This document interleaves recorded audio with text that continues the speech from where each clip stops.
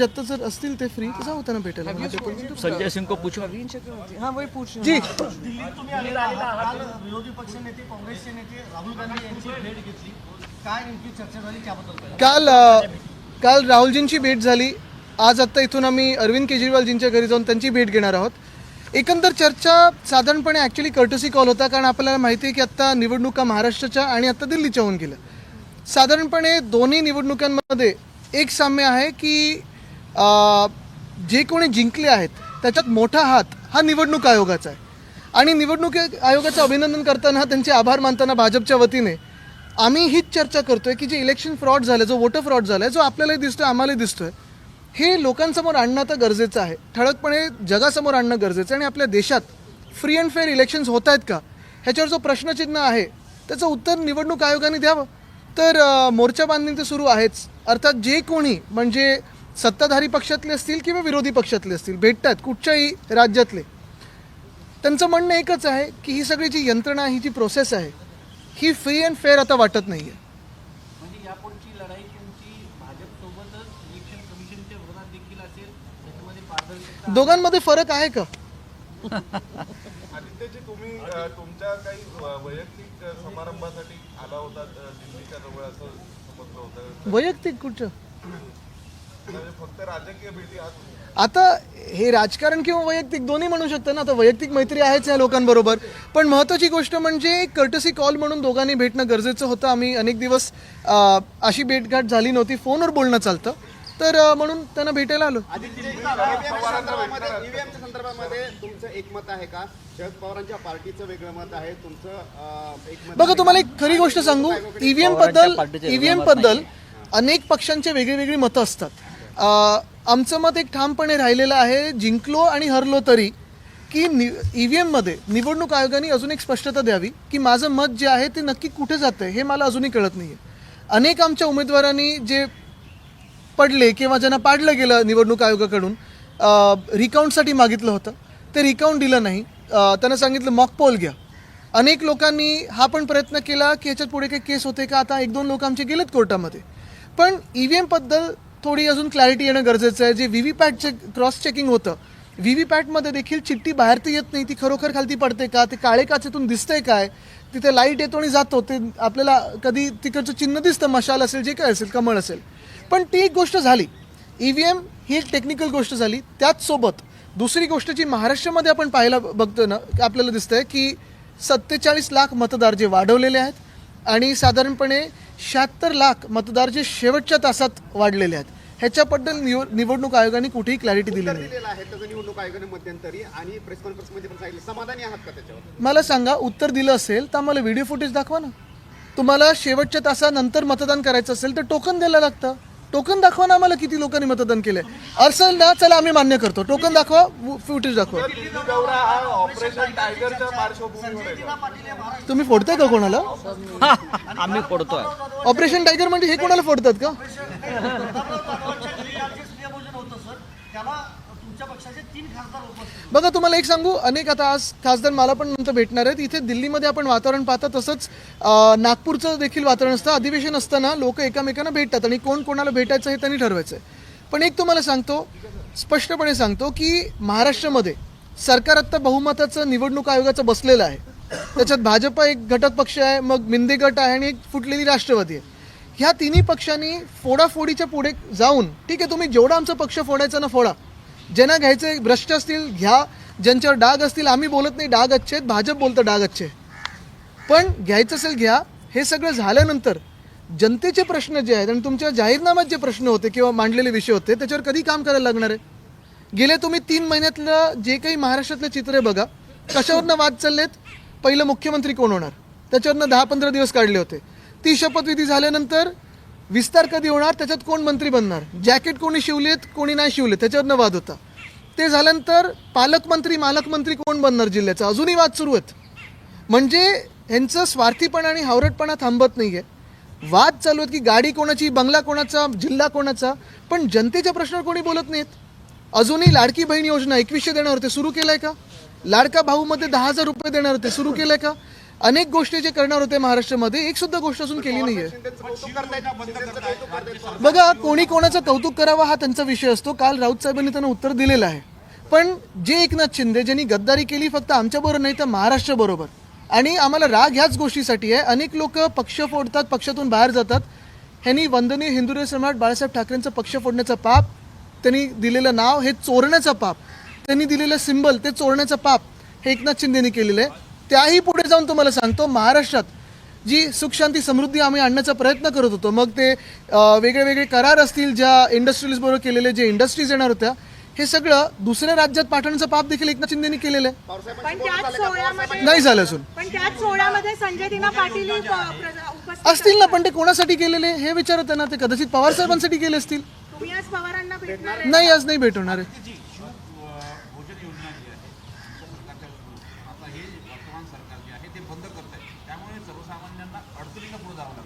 नक्कीच शिवभोजन योजना असेल किंवा आपण एसटीची दरवाढ देखील बीएसटीची दरवाढचा प्रस्ताव येत आहे. मुंबईमध्ये अदानी कर लावणार आहेत, कारण जी देवनारची जागा त्यांनी ढापलेली आहे ते कचरा स्वच्छ करण्यासाठी जवळपास 3,000 कोटीचा खर्च येणार महानगरपालिकेवर. प्रायव्हेट जमीन, आता अदानीची जमीन स्वच्छ करणार महानगरपालिका. हे 3,000 कोटी आणायची कुठून? तर आता युजर फी प्रत्येक घरावर, प्रत्येक मुंबईकरावर प्रस्तावित केलेली आहे. आम्ही याचा तर कडाडून विरोध करणार आहोत, कुठेही मागे हटणार नाही. आमच्यासोबत ज्यांना यायचं असेल, मुंबईकरांच्या हितासाठी असेल, महाराष्ट्राच्या हितासाठी ते येतील, जे नसतील ते ह्या सगळ्या गँगबरोबर राहतील. पण तुम्ही एक सांगतो तुम्हाला, जसं हे शिवभोजन थाली ही ते आता बंद करतायत, तसंच आपल्याला आठवत असेल, आपल्याच माध्यमातून मी ऐकलं, मागच्या आठवड्यात 2 बातम्या महत्त्वाच्या आल्या. साधारणपणे 79 कोटीचा खर्च राज्य सरकारने केलेला आहे काही राजकीय नेत्यांच्या साखर कारखान्यांच्या थकबाकीसाठी. आणि दुसऱ्या दिवशी बातमी होती की 50 कोटी नाही म्हणून मध्यभोजनामधलं अंड आणि खीर लहान मुलांचीही बंद केली. म्हणजे ज्या राजकारण्यांचे साखर कारखाने आहेत त्यांची पोटं भरलेली आहेत, त्यांच्यासाठी तुमच्याकडे 79 कोटी आहेत भाजपकडे, सरकारकडे. पण ज्या लहान मुलं, अनेक लहान मुलं मुली जे शाळेमध्ये मिड डे मीलसाठी येतात, त्यांना देण्यासाठी तुम्हाला 50 कोटी नाहीत अंड आणि खीरसाठी. हे कुठचं शासन झालं? मग करा ऑपरेशन टायगर, करा ऑपरेशन लोटस, करा कितीही करा, पण जर तुम्ही लहान मुलांच्या मिड डे मीलमधून अंड आणि खीर काढताय आणि राजकीय लोकांची थकबाकी भरताय, हे कुठचं ऑपरेशन आहे?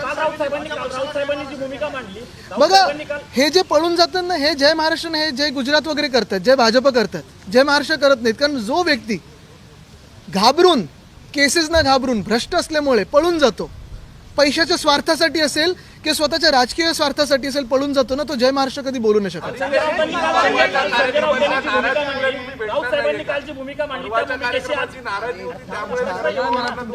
नाही हो, काल तुम्हाला सांगतो, आमच्या भेटी मुंबईत होत असतात, त्यांच्या घरी पण आम्ही जाऊन भेटून आलो. पण मुंबईमध्ये नाही, तुम्ही थांबा, तुम्ही करतो. अरे तुमच्यामध्ये वाद नको. ऐका, एक तर फार थोडे आहात तुम्ही इथे. ऐका सुनो, मैं हिंदी में करता हूँ. आम्ही मुंबईत पवार साहेबांना मागच्याच महिन्यात जाऊन भेट झाली आमची. आता काल 1-2 झाले आमचे. तुमचा विषय होता. चलो हिंदी में सुरू करें. भूमिका मांडली, त्या तीच भूमिका आजही तुमच्या पक्षाची आहे का शरद पवार यांच्या बाबतीत? कोणी सांगितले का की तुम्ही भूमिका अधिकृत नाहीये? नाही, त्याच्यावर पवार यांनी नाराजगी व्यक्त केली आहे. कुठे ना कुठे अमोल कोल्हे असतील even किंवा त्यांनी अमोल त्यांच्या कोल्हे पक्षाची आणि भूमिका त्यांनी मांडून असं सांगितलं, जेव्हा तुमच्या पक्षातले लोक महायुतीच्या दुसऱ्या नेत्यांना भेटतात, जसं नागपूरमध्ये फडणवीसांना पण भेटले, तेव्हा कोणी तिकडून कोणी नाराजगी बघा, ह्याच्यात तुम्हाला एक सांगतो, आम्ही जेव्हा भेटलेलो आहे तेव्हा स्पष्टपणे आम्ही कशासाठी गेलो आहे हे आम्ही जाहीर केलेलं आहे. जी कामं आहेत ती तिथे नेलेली आहेत, आपल्यासमोर तीच आणलेली आहेत. कधी त्यांचं कौतुक केलं नाही आहे महाराष्ट्रात पडझड करण्यासाठी, कधी महाराष्ट्र लुटण्यासाठी कौतुक केलं नाही आहे, कधी महाराष्ट्रात विकासाला दूर करण्यासाठी कौतुक केलं नाही, महाराष्ट्र लुटण्याचं कौतुक केलं नाही आहे. जे महाराष्ट्राला लुटतात, जे महाराष्ट्रात सरकारची चोरी करतात, पक्षांची चोरी करतात, पक्ष फोडतात, मग त्यांचा परिवार फोडतात, त्यांचं कौतुक आमच्याकडून कधी होणार नाही, ॲज प्रिन्सिपल म्हणून होणार नाही. तुमच्यासोबत आहेत सगळे? सगळे खासदार आहेत. आता 1 वाजता येतील सगळे. 1:30 वाजता आमची 1:30 वाजता येतील. स्नेहभोजन मला प्रश्न आहे, ज्योतिरादित्य सिंधिया यांनी तुमच्यावर टीका केली आणि तुम्ही त्याला आता उत्तर पण दिलेलं आहे. एक लक्षात घ्या, आजची पत्रकार परिषद सन्माननीय आदित्य ठाकरे यांची आहे. आपण त्यांना प्रश्न विचारा. मी काल बोललेलो आहे, महाराज ज्योतिरादित्य ते आज आदित्य बरोबर आहेत, ज्योतिरादित्य नंतर उत्तर देते. बरं का. त्यांना इतकंच म्हणेन की त्यांनी महाराष्ट्राचा शौर्याचा इतिहास समजून घेतला पाहिजे. महादजी शिंदे हे वीर होते. त्यांनी दिल्ली पुढे कधी लोटांगणं घातली नाहीत आणि दिल्ली समोर महाराष्ट्र कधी झुकवला नाही. हे जरा आताच्या महाराजांनी समजून घेतलं पाहिजे. एकनाथ शिंदे यांना पुरस्कार देण्याविषयी आमचं काही म्हणणं नाही, पण कोणाच्या नावानं देत आहे याला आमचा विरोध आहे. महादजी शिंदेच्या नावानं पुरस्कार तुम्ही कोणाला देताय? तुम्ही महादजी शिंदेची प्रतिष्ठा कमी केलेली आहे. तुम्ही तुमच्या पूर्वजांची प्रतिष्ठा कमी करताय, एका योद्ध्याची प्रतिष्ठा कमी करताय. तुम्ही जयाजीराव शिंदेच्या नावानं पुरस्कार द्या, आमचं काही म्हणणं नाही. चला, धन्यवाद.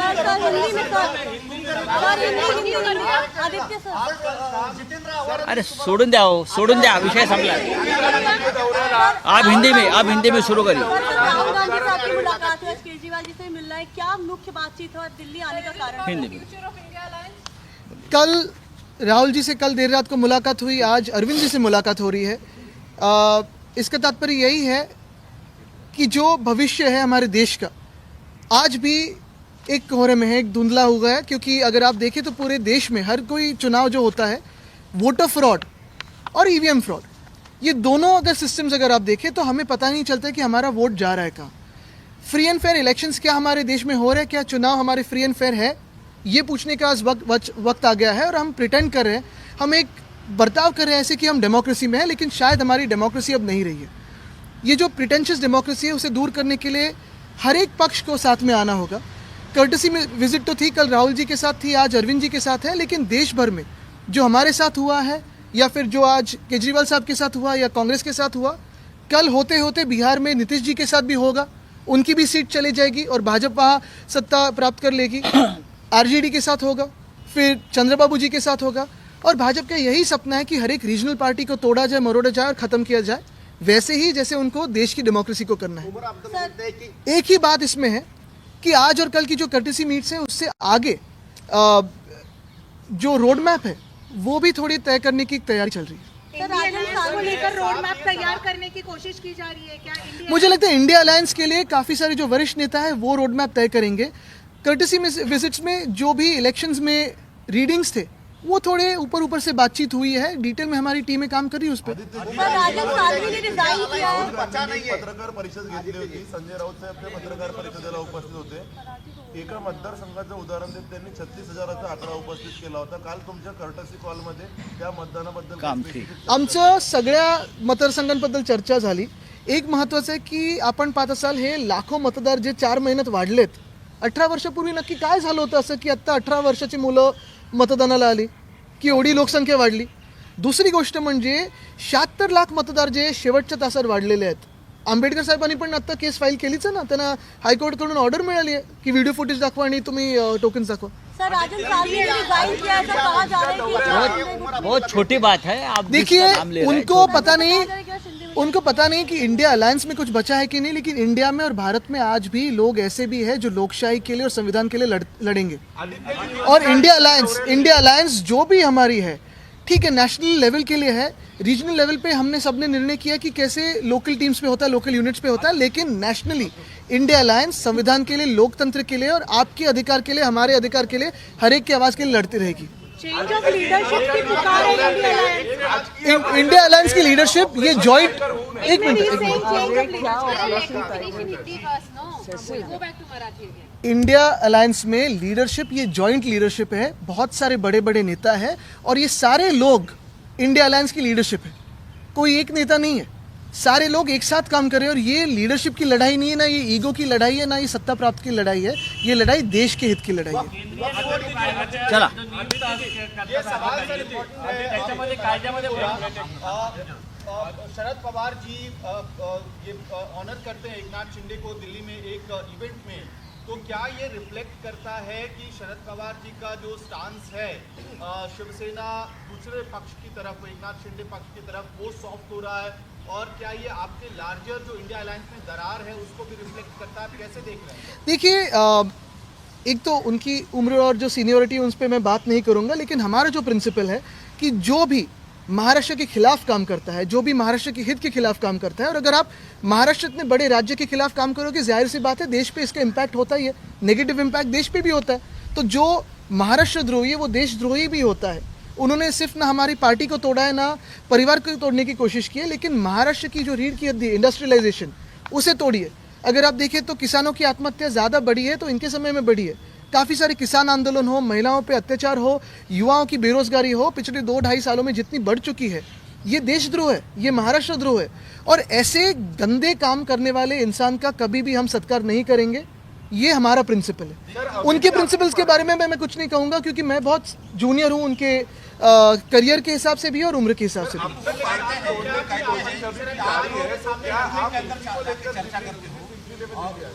मी अजित पवारांना भेटले, त्यांचं अभिनंदन केलं, तेव्हा आम्ही काय कुठला हस्तक्षेप केला नाही, आक्षेप घेतला नाही. अलग अर्थ है. हम अगर आप देखें तो सारी जो बातें हैं वो पब्लिकली करते हैं, कभी भी हमने उनका अभिनंदन नहीं किया है। हम अभी भी कह रहे हैं कि ये इलेक्शन चोरी का इलेक्शन है, लेकिन जो काम है, जो जनता के काम है, जाहिर सी बात है वो उनके सामने रखेंगे। लेकिन हमारे कोई भी व्यक्ति गद्दार एकनाथ शिंदे के पास नहीं जाएगी। केंद्रीय निवडणूक आयोगामध्ये जे आयुक्तांची नियुक्ती होती त्याच्यामध्ये कायद्यात बदल करण्यात आला. आता तर म्हणतात की मतदानाच्या ठिकाणी जे सीसीटीव्ही फुटेज आहे इलेक्ट्रॉनिक तेही उमेदवारांना दिलं जाणार नाही. एवढे मोठे बदल होत असताना विरोधी पक्षांची भूमिका सॉफ्ट का पाहायला मिळते? सॉफ्ट म्हणजे अजून काय करायचं? आंदोलनं करतोय आम्ही, पार्लमेंटमध्ये विषय घेतोय, कोर्टात विषय घेतलेला आहे। तुम्ही एक विचार करा, चीफ इलेक्शन कमिशनचा जो निर्णय सुप्रीम कोर्टाने दिलेला, CJIने दिलेला, तो भाजपने बदलून घेतला। आता तर मी ऐकतोय की आता भाजपचे अध्यक्ष, प्रधानमंत्री आणि जे त्यांचे सेक्रेटरी असतील हे तिघं ठरवणार की निवडणूक आयोग कोण आहे, म्हणजे विरोधी पक्ष पण घेणार नाही।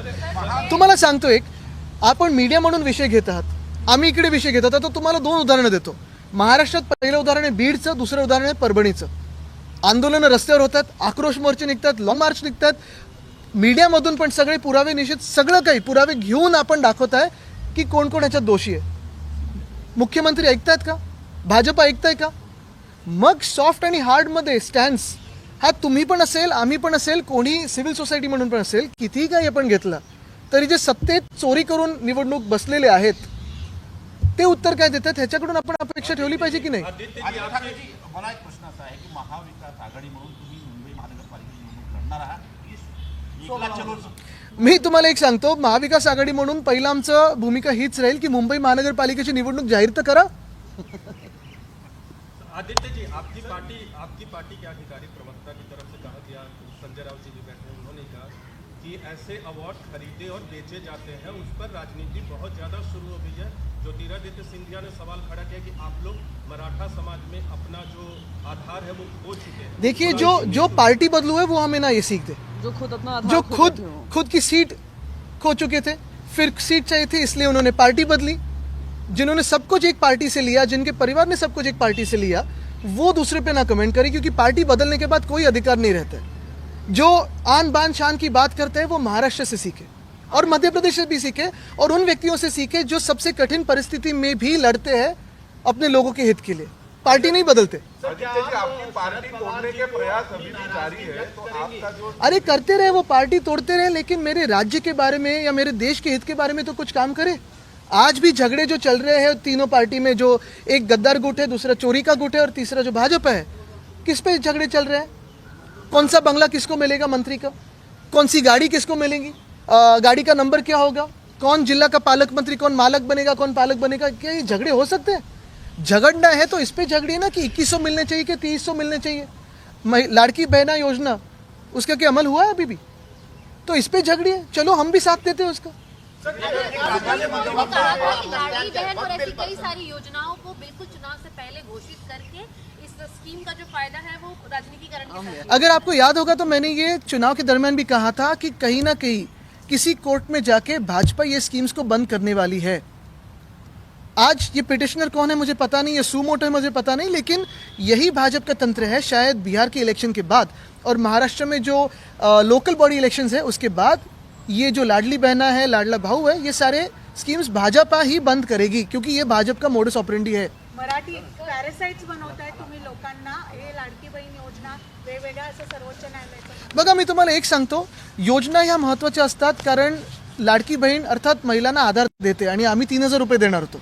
भाजपने तिथे 2500 सांगितलं, आता माहीत नाही त्यांचा मुख्यमंत्री ठरला नाही, पण पहिल्या आठवड्यात यमुना साफ होणार आहे, 2500 सुरू होणार आहे, अजून खूप काही काही गोष्टी होणार आहेत, प्रदूषण मुक्त दिल्ली होणार आहे।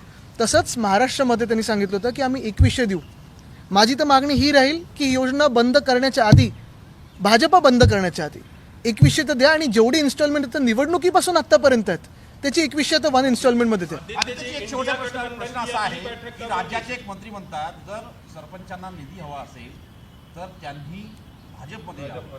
महाविकास आघाडीच्या आणि तुमच्या पक्षाच्या काही सरपंचांना आम्ही निधी देणार. बरोबर आहे. आता तुम्हीच ठरवा हे राज्य चाललंय कुठे आणि कसं आणि कोण असं चालवतं राज्य. आमच्या वेळी असं कधी झालं नव्हतं. आणि मग ही जी एक इन्सिक्युरिटी आहे ना, ही एवढ्यासाठीच आहे कारण भाजपला पण माहिती आहे की महाराष्ट्राची निवडणूक हे स्वतःच्या ताकदीवर जिंकलेले नाही आहेत.